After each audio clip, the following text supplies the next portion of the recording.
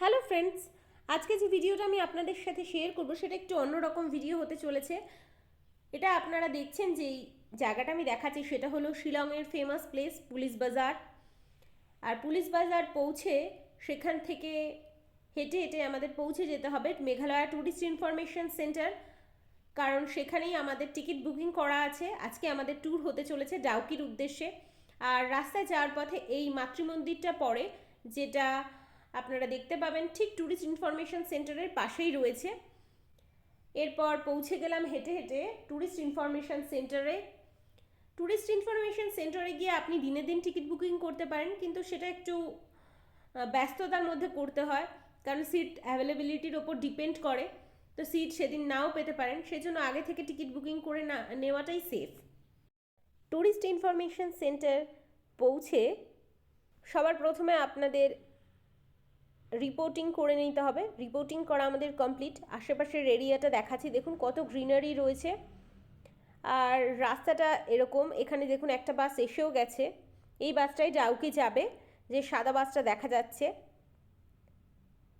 আর অন্য বাসও থাকে যেটা চেরাপুঞ্জির উদ্দেশ্যে যায়।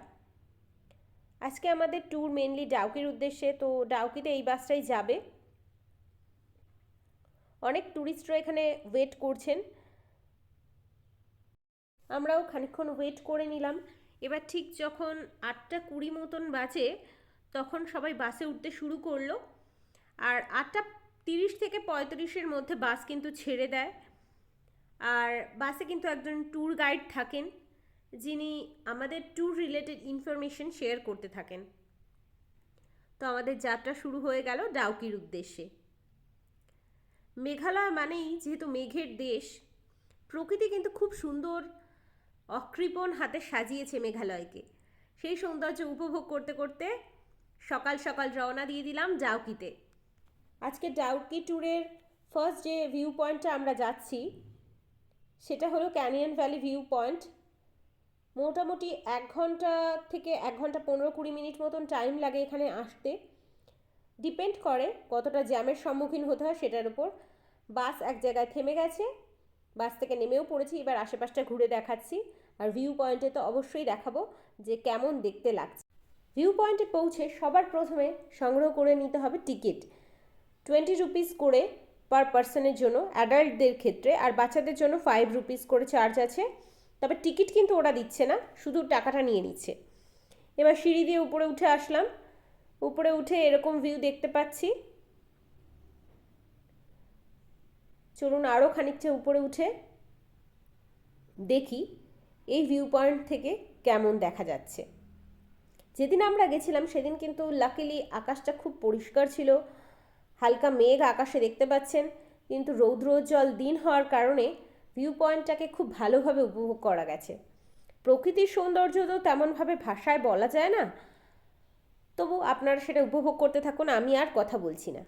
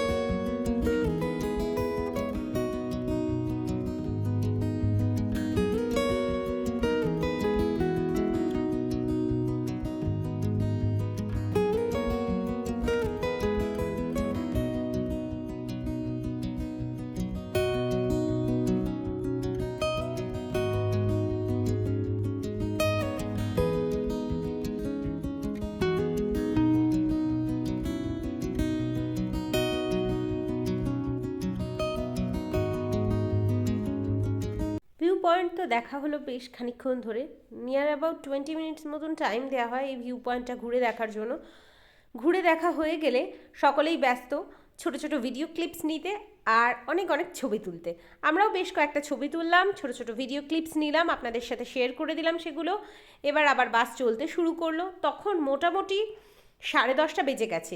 যখন আমরা এখানে পৌঁছেছিলাম তখন মোটামুটি 10টা 5-10 বাজছিল। এখন 10:30 বাজে, 20 থেকে 25 মিনিট টাইম দেওয়া হয়েছিল। এরপর বাস চলতে শুরু করলো আমাদের নেক্সট ডেস্টিনেশন ডাউকির উদ্দেশ্যে। ডাউকি কিন্তু বেশ খানিকটা দূর, এখান থেকে ডাউকি যেতে মোটামুটি 2.5 ঘন্টা মতন টাইম লাগবে, সেটা আমাদের ট্যুর গাইড জানিয়ে দিলেন। দেখুন বেশ খানিকটা পাহাড়ি রাস্তা পেরিয়ে একটা গ্রামের মধ্যে দিয়ে আমরা যাচ্ছি, অনেক দোকানপাটও সাইড থেকে দেখা যাচ্ছিল।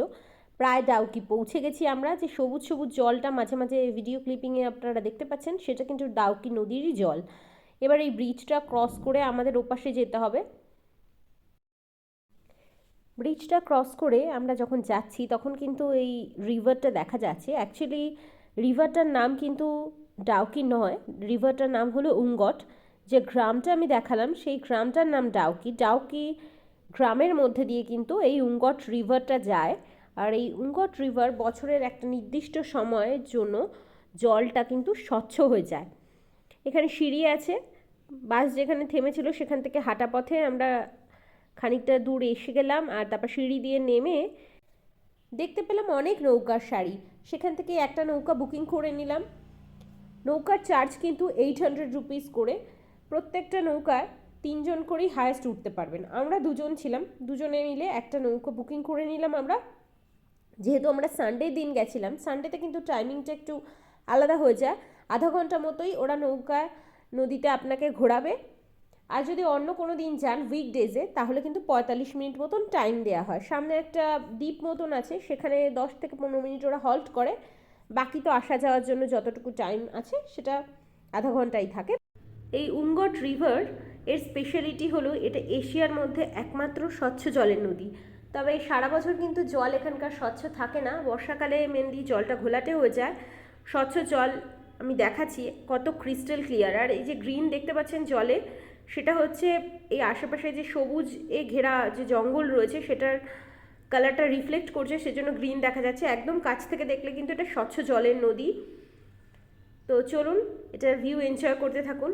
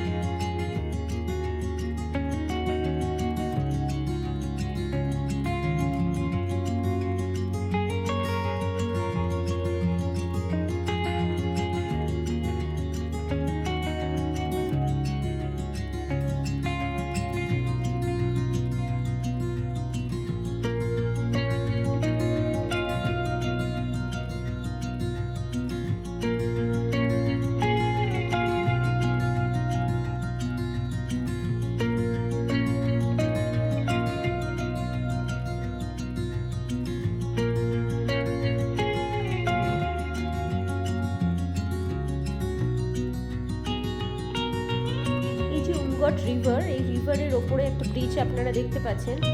এই লেফট সাইডে হলো জয়ন্তিয়া পাহাড় আর রাইট সাইডে হলো খাসি পাহাড়। খাসি আর জয়ন্তিয়া পাহাড়কে কানেক্ট করছে এই ব্রিজটা। আর নিচ দিয়ে বয়ে গেছে উঙ্গট রিভার। আমরা এখন যেটা বোটিং করছি আপনারা ভিডিওতে দেখতে পাচ্ছেন, আর স্বচ্ছ জল এটা আপনারা চোখের সামনে এক্সপিরিয়েন্স করতে পাচ্ছেন আমার ভিডিও থ্রুতে।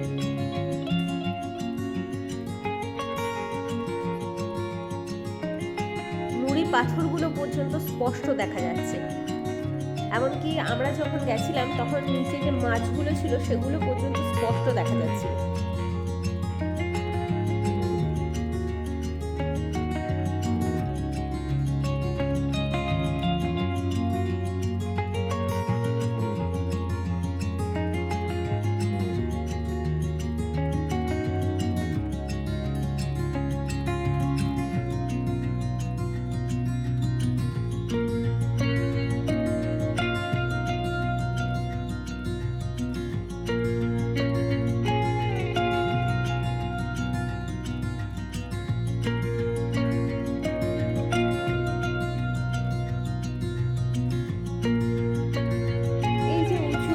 পাহাড়গুলো দেখতে পাচ্ছেন, এগুলোকে কিন্তু ক্যানিয়ন বলা হয়।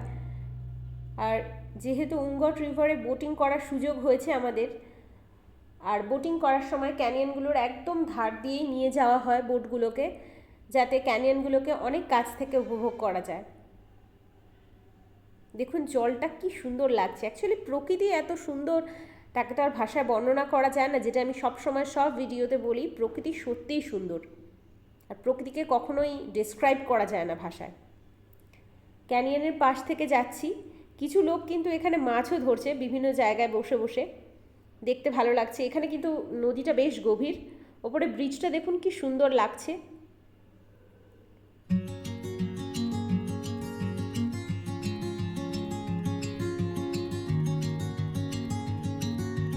ওভারঅল ডাউকির এক্সপিরিয়েন্স কিন্তু খুব খুব খুব ভালো, আমাদের খুব ভালো লেগেছে।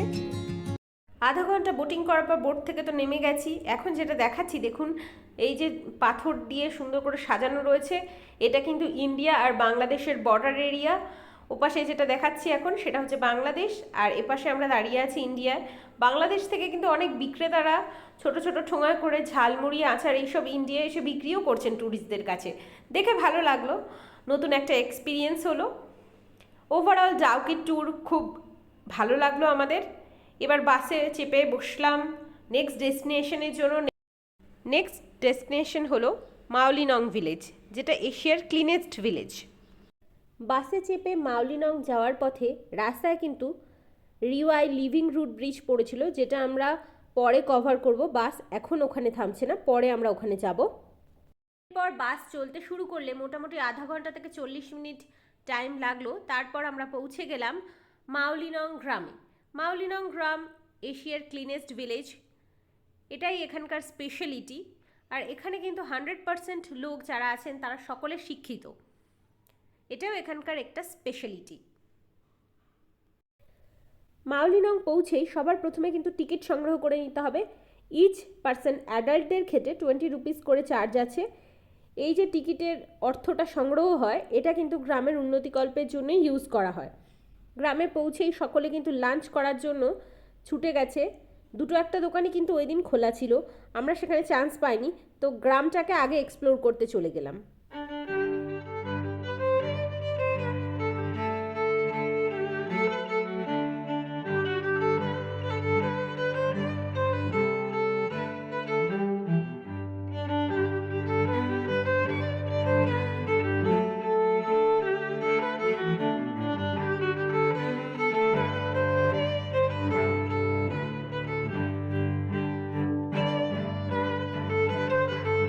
বাঁশের তৈরি এই ওয়াচ টাওয়ারটিতে উঠতে আপনাকে ইচ পার্সন অ্যাডাল্টদের ক্ষেত্রে 30 রুপিস করে চার্জ দিতে হয়। এই বাঁশের তৈরি এই ওয়াচ টাওয়ারে উঠতে কিন্তু আমার বেশ ভয় লাগছিল, তো আমি সেটার এক্সপিরিয়েন্স নিইনি আর ওটা ট্রাই করে দেখিনি, শুধু হেঁটে গ্রামটা দেখছি।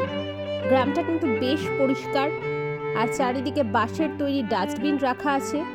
ময়লা কিন্তু কেউ যাতে বাইরে না ফেলে সেদিকে সজাগ দৃষ্টি রাখে গ্রামবাসীরা। মেঘালয় সরকার একটা গ্রামকে কিভাবে টুরিস্ট স্পট হিসেবে গড়ে তোলা যায় সেদিকে কিন্তু ভালোভাবে দৃষ্টি রেখেছে।